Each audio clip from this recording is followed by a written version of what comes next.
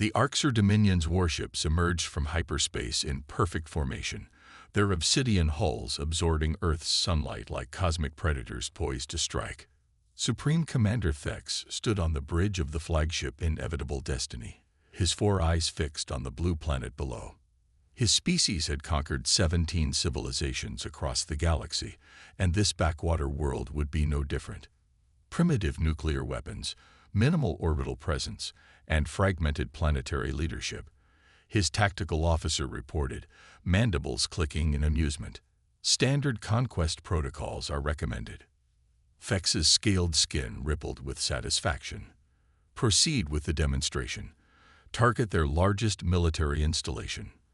The warship's quantum cannons powered up, their ethereal glow promising devastation.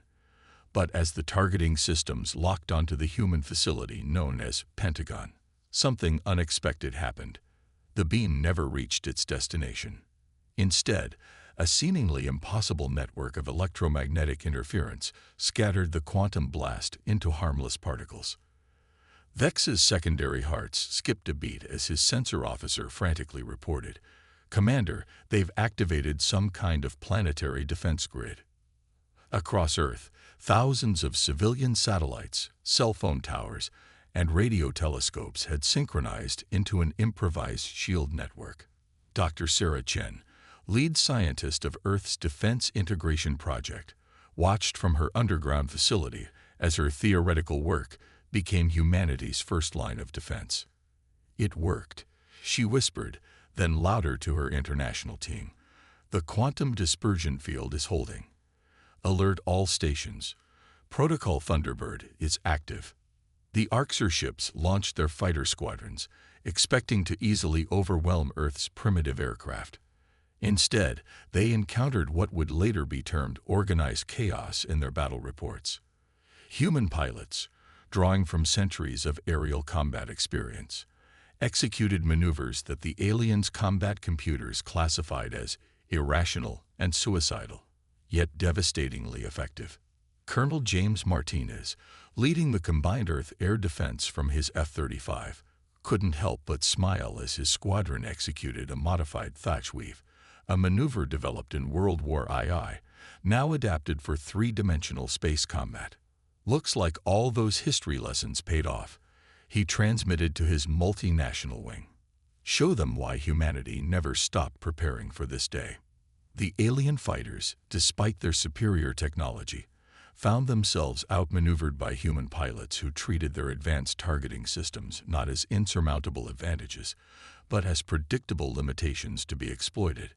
Every time the Arxur adapted their tactics, humans changed the rules of engagement entirely. On the ground, the response was equally unconventional. When the aliens attempted to deploy their ground forces in major cities, they discovered that humans had turned their urban infrastructure into weaponry. Traffic control systems rerouted autonomous vehicles into perfect blockades. Construction sites became instant fortifications. Even the subway systems had been transformed into underground supply lines and evacuation routes, all coordinated through civilian smartphones and gaming networks. "Impossible," Thex muttered as reports of mounting losses flooded his command center. "Their technology is centuries behind ours. Their weapons are primitive. Their civilization is divided." "Sir," his intelligence officer interrupted, "I'm detecting something unusual in their communication patterns. They're not using military channels. They're coordinating through something called social media and MMO guild chats." Dr. Chen's voice broke through their encrypted communications, broadcasting on all frequencies. "Perhaps you should have studied our history before attempting to conquer us. Humanity doesn't need unity to fight. We just need a common enemy. And you've given us exactly that." As the first day of the invasion drew to a close, the Arxur fleet had lost a third of their fighters and gained zero ground.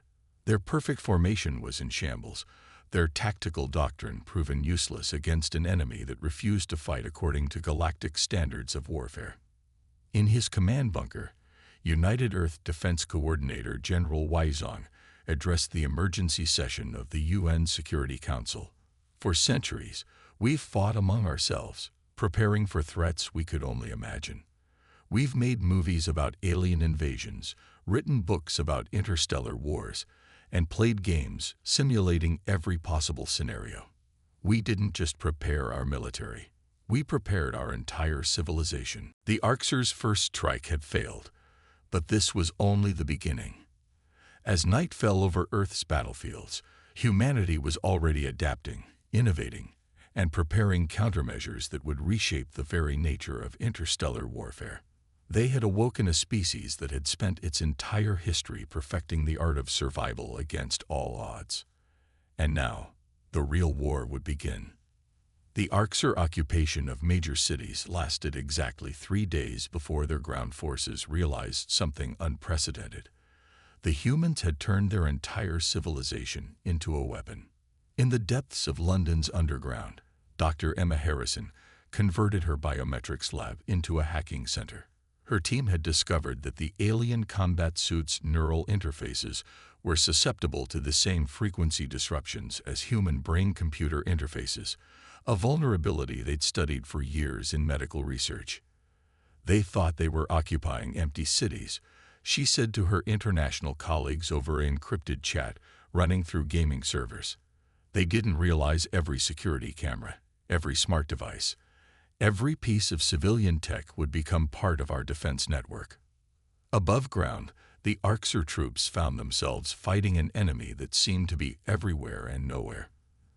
Their advanced sensors, designed to detect energy weapons and conventional explosives, were useless against the improvised tactics of a species that had perfected urban warfare over centuries of conflict. Captain Ratha, leading an Arxer strike team through the streets of Tokyo, watched in dismay as his squad's combat eye repeatedly failed to predict human movement patterns. "They're using their knowledge of their own infrastructure against us," he reported to High Command. "They don't move like soldiers. They move like they're playing one of their parkour games." He wasn't wrong. The resistance fighters had transformed their cities into three-dimensional battlegrounds, using techniques developed by urban explorers, parkour athletes, and even movie stunt performers. Every alleyway could hide a makeshift EMP device. Every rooftop could conceal a sniper using hunting rifles modified with salvaged alien technology. In Rio de Janeiro, street artists created elaborate murals that scrambled alien optical sensors. In Moscow, subway workers turned their maintenance tunnels into a labyrinth that swallowed entire alien patrols. And in Singapore, food delivery networks became the backbone of a supply chain that kept resistance cells equipped and mobile. Dr. Chen, coordinating from her bunker, received reports from around the globe. "The beauty of human adaptation," she told her team, "is that we don't need to match their technology. We just need to understand it well enough to exploit its weaknesses." The Arxer's frustration reached a breaking point when they discovered that humans had weaponized their own digital entertainment systems. Gaming servers hosted encrypted resistance communications. Augmented reality apps, reprogrammed overnight, helped civilians navigate around alien patrols. Even dating apps were repurposed to coordinate supply drops and evacuation routes. Supreme Commander Thex, watching his ground forces' effectiveness plummet, received an unexpected message from his Cultural Analysis Division. "Sir, we've discovered something disturbing in their historical records. Every invasion scenario we're encountering, they've already simulated it, not in military training, but in their entertainment media. Their civilians have been mentally preparing for this their entire lives." The message was punctuated by another tactical failure, as an Arxer Walker unit in New York City was disabled by a group of construction workers who had adapted their equipment into makeshift weapons. The humans hadn't just adapted their military technology. They had turned their entire civilization into a resistance force. In Delhi, a group of traffic controllers used their systems to create gridlock traps for alien ground forces. In Cairo, archaeological teams used their knowledge of ancient tunnels to move resistance fighters unseen. And in Sydney, marine biologists reprogrammed their tracking buoys to disrupt alien naval operations. But the true power of human resistance wasn't in any single action. It was in the unprecedented level of global cooperation that emerged. Traditional rivalries and conflicts were set aside as humanity faced an enemy that threatened them all. Scientists shared breakthroughs instantly across borders. Military tactics were refined and adapted in real time through global networks. They expected us to break under pressure, General Zhang told his international command staff. Instead, pressure is what forges humanity into something stronger. Every invasion in our history has taught us this lesson. The occupied are never powerless as long as they refuse to accept defeat. As the first week of occupation drew to a close, the Arxur found themselves in an impossible situation. Their superior technology was being countered by human ingenuity. Their tactical doctrine was useless against an enemy that turned civilian infrastructure into military assets, and their occupation forces were being worn down by a resistance that seemed to emerge from the very fabric of human society. But while the ground war descended into chaos, humanity was preparing something even more extraordinary. In hidden laboratories and makeshift research facilities around the world, human scientists were not just studying alien technology. They were reimagining it through the lens of human innovation. The next phase of the war would show the Arxur that humanity's greatest weapon was not their ability to fight, but their ability to learn and adapt. 2 weeks into the invasion, humanity's scattered research facilities had become a unified web of innovation. Deep beneath the Swiss Alps, Dr. Elena Rossi stared at the holographic display of a captured Arxur power core, her eyes reflecting its ethereal glow. She wasn't just studying alien technology, she was rewriting its fundamental principles. Their quantum matrices are elegant, she explained to the Global Research Consortium via encrypted link, but they're built on assumptions about physical laws that we questioned centuries ago. They never had to think outside their established framework because it always worked. Until now. In laboratories across Earth, human scientists were doing what they did best, challenging assumptions. The Arxur had developed their technology through millennia of steady progress. Humanity, in contrast, had advanced through countless paradigm shifts, each one forcing them to reimagine their understanding of the universe. At MIT's underground campus, Dr. James Chen held up what looked like a modified smartphone. They thought our digital technology was primitive because it's based on binary systems, he said, his tired face breaking into a grin. They never considered that limitation might be a strength. Their quantum systems can't handle the chaos of our primitive encryption. We're literally breaking their computers with math they considered obsolete. The breakthrough came from an unexpected source.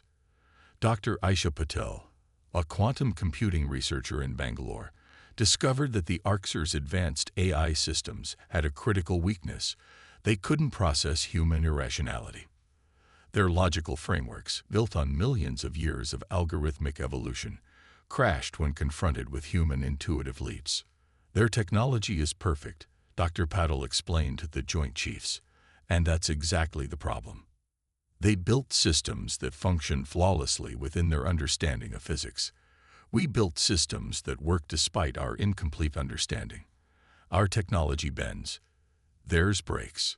The counteroffensive began with what appeared to be a series of retreats. Arxur forces advanced into seemingly abandoned human positions, only to find their systems failing in bizarre and unpredictable ways. Human engineers had created what they called chaos fields, zones where deliberately imperfect human technology created interference patterns that disrupted the aliens' perfect systems. Supreme Commander Thex watched in growing horror as his force's technological superiority became a liability. Their weapons are evolving, he reported to the Dominion Council, not through advancement, but through deliberate regression. They're building devices that shouldn't work, yet somehow do. In orbit, the tide began to turn. Human space stations, previously considered defenseless, revealed modifications that defied alien military doctrine. Solar panels doubled as electromagnetic pulse generators. Communication arrays became gravitational disruptors. Even space debris was transformed into a defensive network that played havoc with Arxur targeting systems. Dr. Sarah Chen, coordinating the global technological response, received reports of innovations that would have seemed impossible weeks ago. A team in Kenya had adapted geothermal monitoring equipment into a weapon that disrupted alien shield harmonics. Brazilian engineers had turned weather satellites into a network that could track Arxur ships through hyperspace. Australian quantum researchers had found a way to use the supposedly primitive internet to create artificial quantum entanglement. Humanity's greatest strength, she noted in her global briefing, isn't our technology. It's our ability to take what we have and imagine what it could be. We don't just adapt our tools.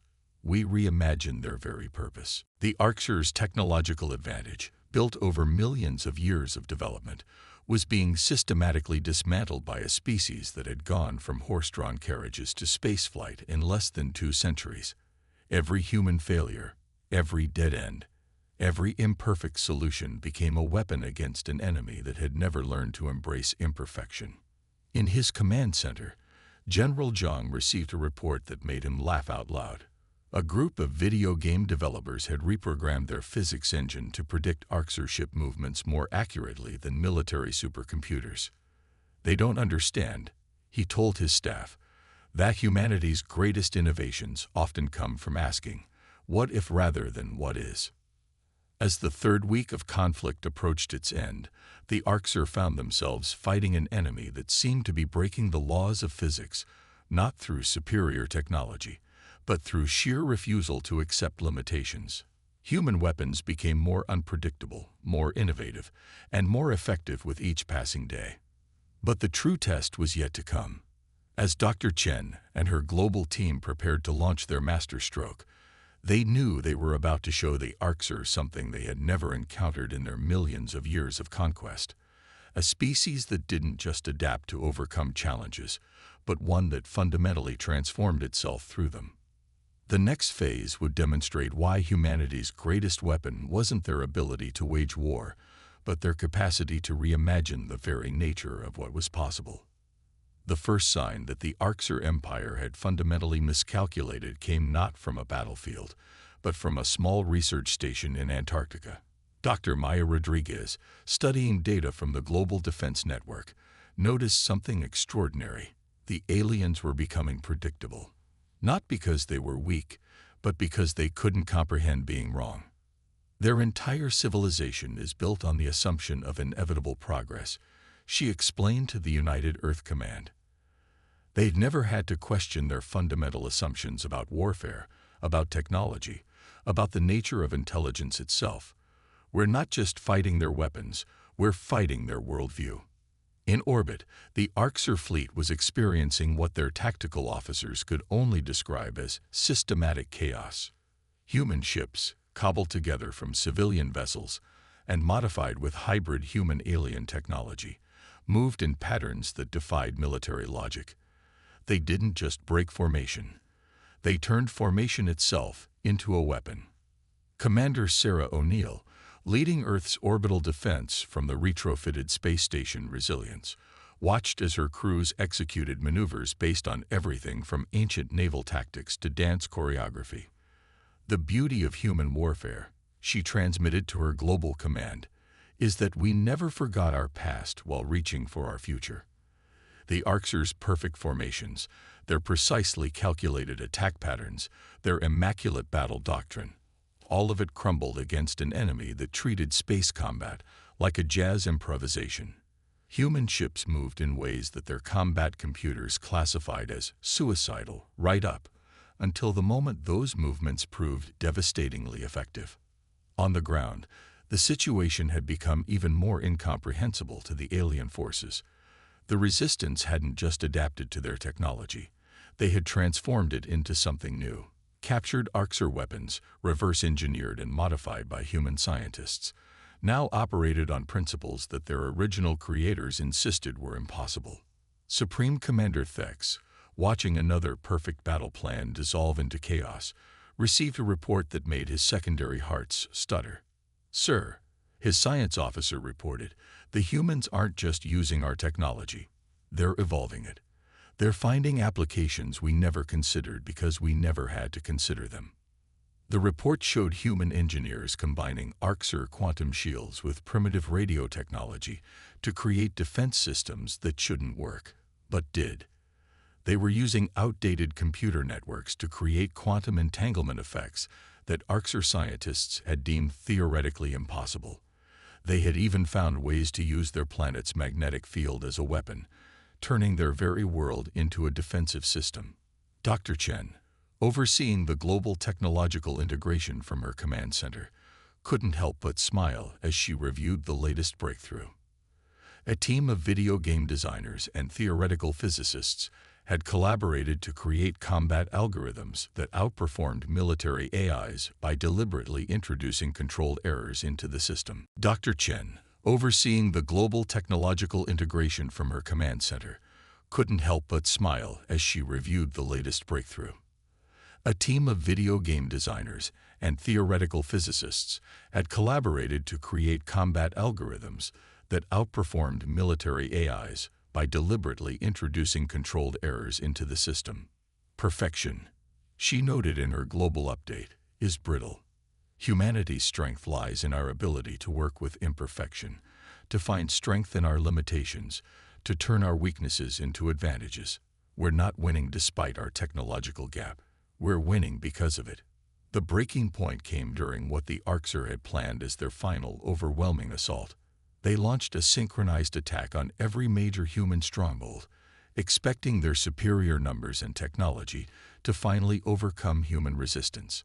Instead, they encountered something unprecedented in their military history. Every human innovation, every adapted technology, every improvised strategy culminated in what historians would later call the Symphony of Chaos. Orbital defense platforms used modified television satellites to disrupt Arxur targeting systems. Ground forces deployed electromagnetic pulses generated by repurposed microwave transmitters. Civilian networks coordinated global defense with an efficiency that made alien military communication look primitive. They still don't understand, General Zhang told his command staff as reports of Arxur retreats flooded in. They see our civilization as fragmented, our technology as primitive, our tactics as irrational. They never realized that these aren't weaknesses. They're tools we've spent our entire history learning to use. In orbit, Commander O'Neill watched as the mighty Arxur fleet began to break formation. Their perfect battle lines, disrupted by human unpredictability, dissolved into disarray. Ships designed to fight according to millions of years of tactical doctrine found themselves overwhelmed by an enemy that rewrote the rules of engagement with every passing moment. But the true victory wasn't in defeating the Arxur. It was in forcing them to question everything they thought they knew about civilization, progress, and warfare. As their forces retreated from another failed assault, Supreme Commander Thex faced a realization that would shake the foundation of his empire. They hadn't just encountered a new species, they had discovered a new way of thinking about the universe itself. Humanity hadn't beaten them with superior technology or numbers. They had won by embracing chaos, celebrating imperfection, and turning adaptation itself into an art form. As the fourth week of conflict drew to a close, the Arxur Empire faced not just military defeat, but an existential crisis. They had come to conquer what they thought was a primitive species, only to find themselves confronted by a civilization that had turned their very limitations into their greatest strength. The final confrontation between humanity and the Arxur Empire didn't take place on a battlefield. Instead, it happened in a hastily constructed meeting room aboard the International Space Station, where the stark contrast between the two civilizations had never been more apparent. Supreme Commander Thex, his once pristine armor bearing the scars of failed conquest, faced Dr. Sarah Chen and General Zhang across a table made from repurposed shuttle panels. The station itself was a testament to human ingenuity, a structure that had been transformed from a scientific outpost into a fortress, then into a diplomatic forum, all while maintaining its original function. "We've spent the last 5 weeks trying to understand your species," Thex began, his translator struggling to convey the complex mix of emotions in his voice. "Every model, every prediction, every analysis failed. You shouldn't have been able to resist us, let alone force us to retreat. Dr. Chen's response was characteristically direct. Your mistake was thinking that civilization only advances in one direction. You saw our technology and assumed you knew our capabilities. You never understood that humanity's greatest technology isn't our machines. It's our ability to reimagine what's possible. The evidence was undeniable. In just over a month, humanity had not only resisted a technologically superior force, but had fundamentally changed the nature of interstellar warfare. The Arxer's detailed analysis of Earth's defense systems revealed innovations that their scientists had deemed theoretically impossible mere weeks ago. Your species, Fex observed, treats limitations as suggestions. You take established laws of physics and find ways to work around them. You turn civilian infrastructure into military assets, entertainment systems into combat networks, and social media into tactical command centers. How do you plan for an enemy that transforms everything they touch? General Zhang allowed himself a small smile. We don't plan for the future, Commander. We imagine it. Every piece of fiction, every game, every wild theory, they're all part of humanity's ongoing experiment with possibility. We didn't just survive your invasion. We've been preparing for it since we first looked up at the stars and asked, what if? The negotiations that followed weren't just about peace terms, they were about understanding. The Arxer, having never encountered a species that forced them to question their fundamental assumptions, found themselves facing an uncomfortable truth. Perfection could be a weakness. Dr. Maya Rodriguez, presenting her analysis to the Joint Human-Arxer Scientific Council, put it simply, your civilization advanced through refinement. Ours advanced through revolution. You perfected what you knew. We constantly questioned what we thought we knew. Both approaches have value, but together they could transform our understanding of the universe itself. The implications extended far beyond military applications.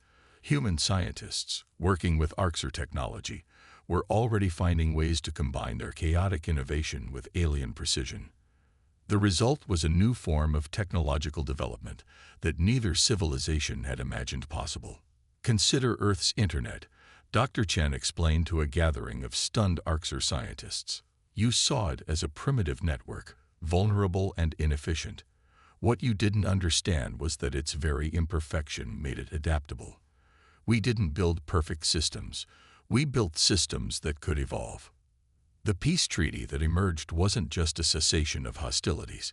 It was a framework for cooperation. The Arxer, humbled by their encounter with humanity, recognized that their million-year march toward perfection had left them vulnerable to innovative thinking. Humanity, for their part, saw the value in the Arxer's methodical approach to understanding the universe.